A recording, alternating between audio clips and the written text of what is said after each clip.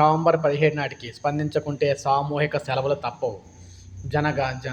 జన జాగరణ సభలో రాష్ట్ర ఉద్యోగులైతే కీలక ప్రకటన చేశారు.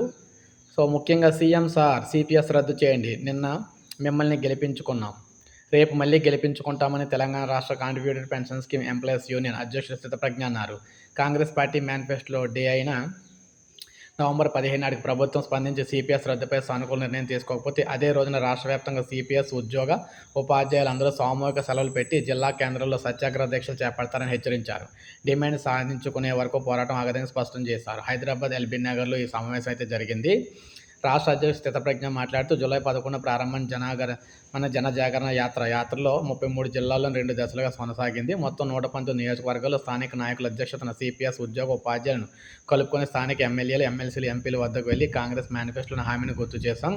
సిపిఎస్ రద్దు చేసి పాత పెన్షన్ విధానాన్ని పునరుద్ధరించాలని కోరుతూ గాంధీ మార్గంలో వినతిపత్రం సమర్పించాం.